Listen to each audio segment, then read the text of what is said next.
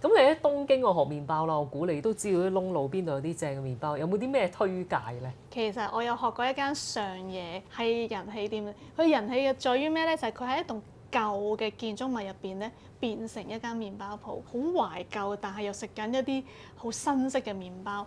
然後佢個麵包好食在於咩咧？佢唔係用一種麵粉去整，佢係用幾種麵粉去整。佢會用好多唔同而家興嘅材料去做啦。咁另外一間我覺得好好食嘅咧，就係我喺目黑區，佢係一個素嘅麵包。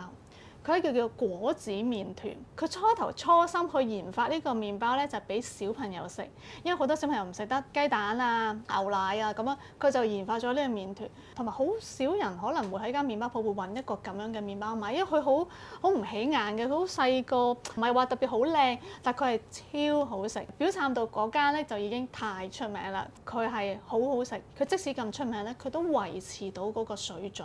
整麵包嘅時候咧，你會發現其實因應好多唔同嘅情況去改變咗佢嗰個嘅好唔好食嘅呢一樣嘢。嗰一間係一路都維持到，咁我覺得佢係好叻嘅。咁另外就係其實暗東咧真係好食嘅，就係值得排隊嘅。仲有一間，話越講越多，因為咧我其實我唔係好中意食冬甩嘅，以前我覺得好甜。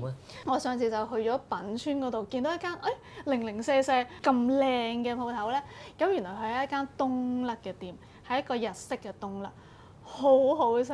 咁佢係裏邊係好多 cream 嗰一隻，咁但係佢啲 cream 係一啲都唔甜嘅。咁呢一個就係即係我覺得大家可以去試下。